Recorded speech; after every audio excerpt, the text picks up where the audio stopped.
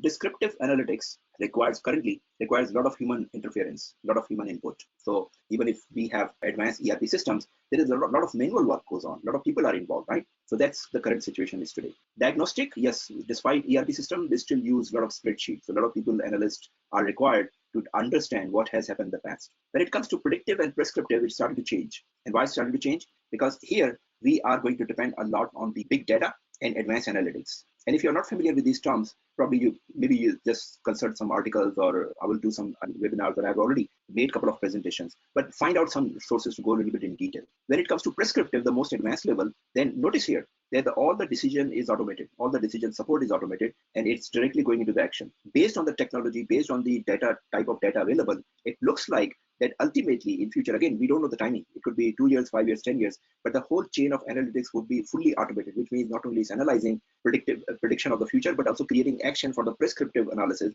and executing it already, right? No human intervention. If you look at the bottom of this, it's a little scary from the employment point of view, but when you look from a technological point of view, it's a great thing. So there is another big question on the minds of a lot of finance professionals that, look, if these technologies are dominating so fast, what should I do? Should I really go for a CPA, RDC, or should I learn blockchain? Well, that's a very hard topic, and many people are not understanding that with the new technology, there are new roles or new jobs.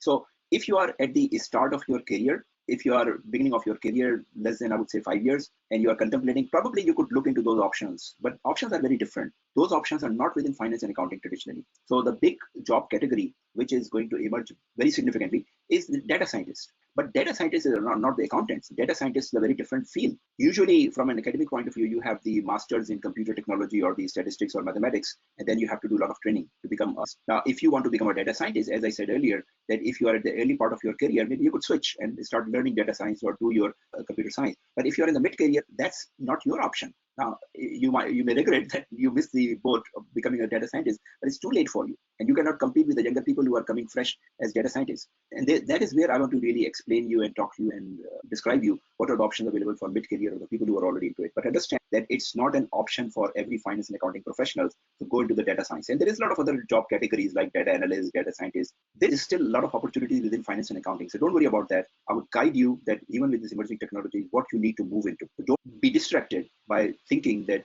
you are in the mid-career, you already have 10, 15, 20 years experience in finance and accounting, and now you want to become data scientist. Now you want to become data analyst. That would be a little bit, it's possible, but it would be too much wastage of your resources and energy and time. And maybe you still not get the desired results. Currently, we are dominated by the descriptive and diagnostic analysis, mainly descriptive. Even as I said, there is not much diagnostic. But we are moving into predictive and prescriptive analysis. So imagine a situation 5 years, 10 years from now that you are still in finance and there are automated systems involving data, big data, chain, artificial intelligence, and they are generating information from the predictive analysis point of view, prescriptive analysis point of view, and management or business decision makers are using that information. Now, who would be interested at that time in the descriptive information or historical information? Time is limited. So if you are a CEO and you have the luxury of really choosing between the data, that what has happened last month, last quarter, last year, and what is going to happen tomorrow or next week, which would you prefer? Assuming that the quality or the data quality is very high for the future as well. It's not just forecasts as we generate and don't achieve it. It's the very highly predictive based on the lot of big data. That quality is very high. As a CEO, what would you prefer? Of course, you would be very interested to know what is going to happen tomorrow, right? So this is what's going to happen in the business going forward. With this advancement in the data technology and predictive and prescriptive analysis, businesses will shift their focus from reactive to proactive because their time and attention and focus is limited. So why to really spend analyzing past if you could look into the future trends? And those future trends are based on the lot of data. Every day, each of us, how many devices you touch starting with the morning. The first thing you do when you wake up, look at your device, right? So you create some data and all day long, you keep touching those devices. And what do you do before you go to bed and before you go to sleep? You look at your phone and press a few keys, right? Those data captured from your devices or based on your action on those devices is basically capturing your behavior. And that behavior, not for 1 hour, not for 1 day, but consistently over a period of time. And not only for you, a lot of other consumers and their behavior. And all this data by using the technology is creating some meaningful reports, right? Imagine the quality of data, imagine the value of the data. Now, for businesses, over a long period of time, the main challenge, the single biggest challenge for businesses is to understand the consumer behavior.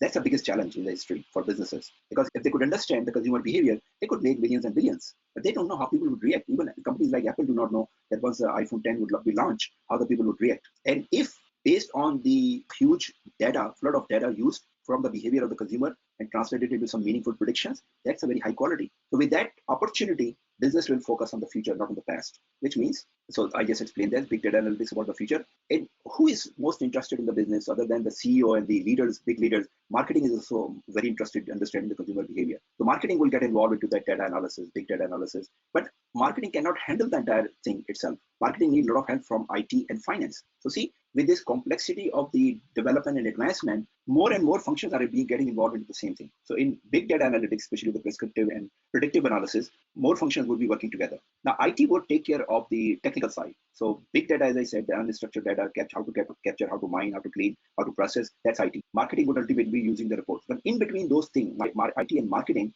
there is some need for some experts to clarify or explain what is happening, what is the story going on. And that is where finance comes up. Finance fits in because that talent is only held by finance, not by other functions. So finance will lead translating the numbers into stories. We already do it. We do it, but as a whole, we spend a lot of time in data crunching. That data crunching will be fully automated, so we have more time to really look into those numbers and make sense out of it and help our business partners to understand the story behind those numbers. So based on this scenario, it doesn't look like that there is any future of financial reporting or financial forecasting, but financial forecasting would be replaced with very advanced future data analytics. And financial reporting, to some extent, it would remain there for the statutory reporting because regulators are still sleeping. They are not waking up. The regulators still couldn't figure it out whether Uber is a taxi or Uber is something else. In financial side, they would continue to require companies to report those financial reports. There is no purpose of those reports for the internal business manager. Maybe shareholders or external parties would look into it, but there is really not much meaning of those reports at the time. But because of the regulatory requirement, finance would continue to do that until it is required.